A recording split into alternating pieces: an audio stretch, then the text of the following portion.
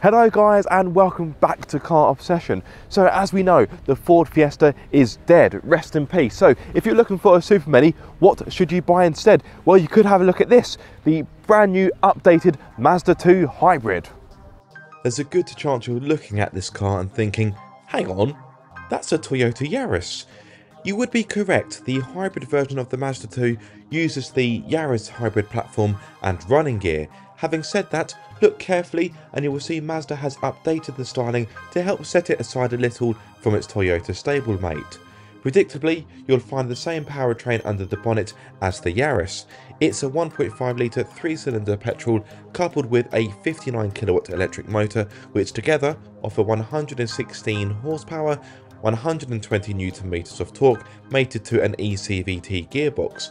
0 to 62 is likely to be irrelevant to the majority of you watching, but in case you're really interested, it will do it in 9.7 seconds and continue to a top speed of 109 miles per hour.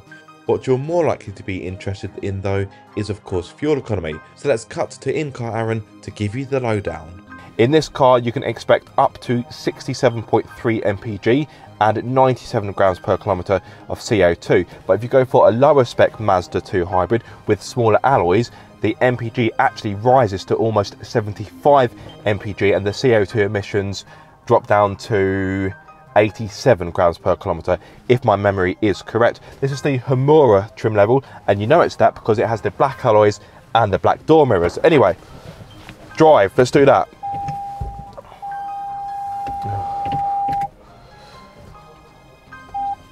Are we ready? Good. Glad. So this isn't a full-blown review. These are my first impressions. I'm at a Mazda media drive day and I've only got the car for a little bit of time. So these are, like I say, my first thoughts. So onto the road. First impressions, the steering is really nice and light, which would be handy if you're doing a lot of city driving or you're manoeuvring car parks, multi-stories, etc. So it's really nice and light, means the car is easy to manoeuvre. That gives it ease of use, which for a car like this is going to be important to many buyers. Just wait to be unleashed onto the road. We're approaching school run time, so yeah, getting a little bit busier. A few minutes later. Finally.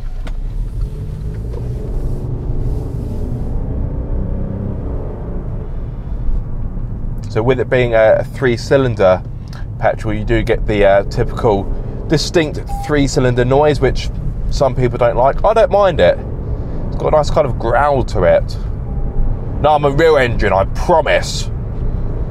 It's almost like the car's got small dog syndrome. It just wants to be noticed. So, first impressions. As I mentioned, the steering is light. The ride is a bit firm. This is riding on 17-inch alloys, which for a car like this, I wouldn't say the size is excessive, but I wouldn't want to spec any larger alloys because it will ruin the ride. There is a fair amount of road noise.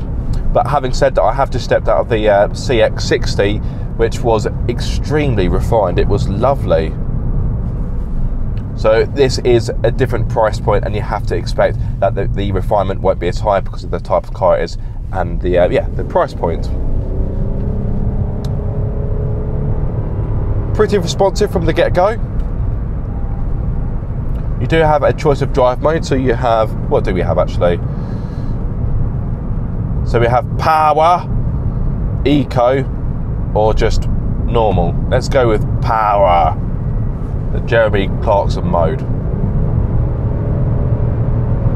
That's pretty nippy. I believe it, yeah, it has made the steering a bit heavy as well. It's quite pleasing. So for me, small cars should be fun to drive. That's what made the Fiesta so successful, in my opinion, and quite a few other people's opinions. So is this fun to drive? Well, I haven't got the most nicest of roads on this particular route that I've found by accident, if I'm going to be honest. So far, it has got a bit of character about it. It picks up the pace relatively well. It's not a slouch. Of course, it's not a performance car, it's built to be frugal. As I mentioned, if you go for a lower spec model, you can get, in theory, almost 75 mpg. So if you're looking for a small car that won't burst your wallet when it comes to running costs, yeah, this could be the one to look at. Talking of costs, how much is this car to buy? The Mazda 2 Hybrid is available in 4 trim levels: Centerline, Exclusive Line, Humora and Humora Plus, with starting prices ranging from £24,130 through to £29,230. As mentioned, the car shown in this video is the Humora, which has a starting price of £27,280.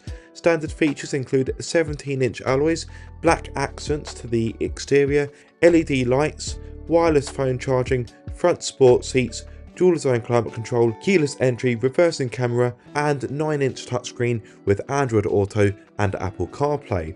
Safety systems include eCall with GPS, blind spot monitoring, road sign assist and dynamic stability control. One thing to bear in mind though is that the Toyota Yaris is the cheaper car to buy. If you were to compare this to the Yaris XL, which is a similarly spec'd car, that will cost you less, and it also gives you a larger touchscreen as well, which is worth noting. Another thing worth noting is that Mazda will give you a 3-year warranty, which is fine, it's the standard industry warranty, but providing you have the Yaris serviced at approved dealers, Toyota can offer you a 10-year warranty. So that makes choosing the Mazda 2 Hybrid a little bit difficult. The Mazda 2 Hybrid is more money and it has a shorter warranty. For those of you that have driven the Yaris, then I'm sure this car will be very familiar to you because, well, it's essentially the same car, just rebadged as a Mazda.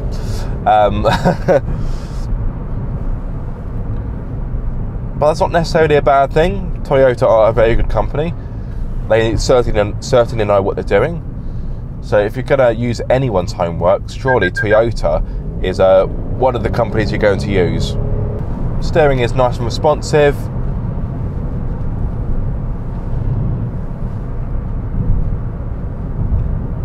I'm yet to really test the handling, but so far it feels capable, it feels sure-footed.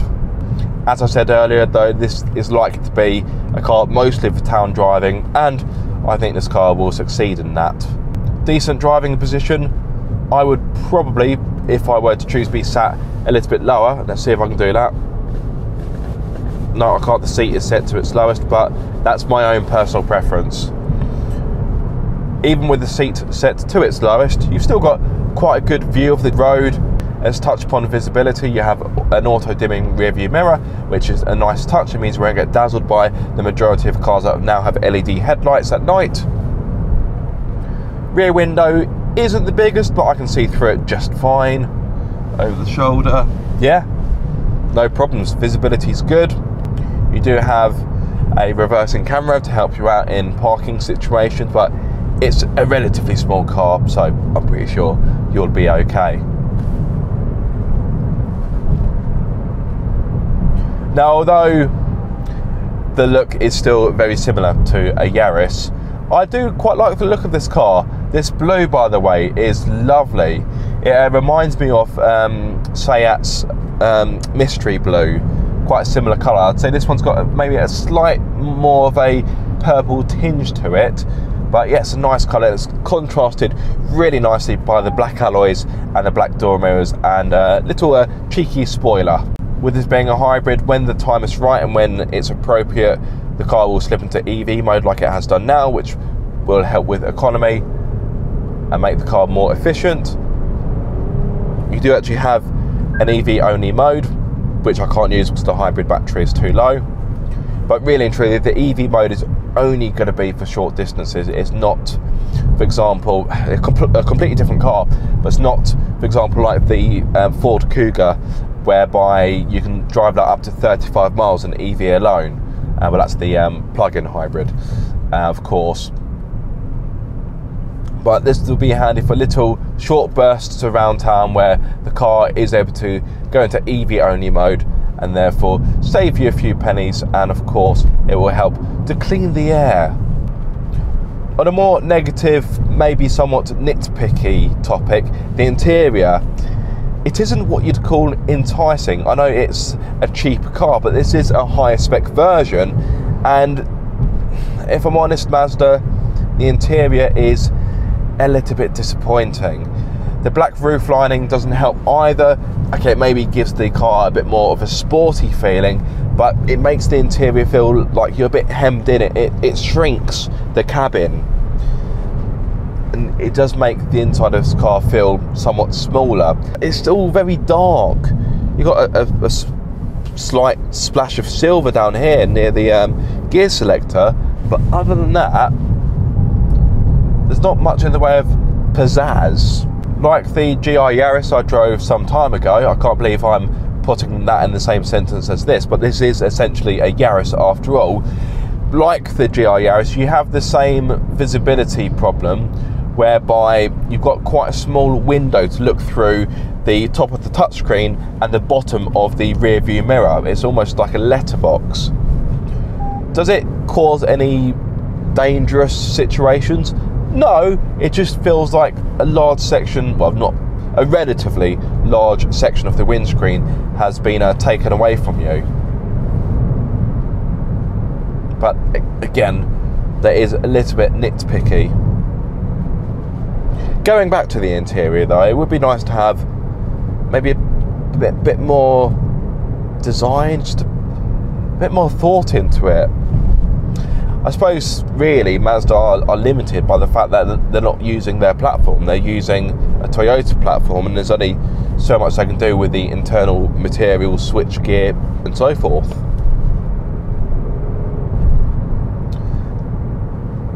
It is bland though.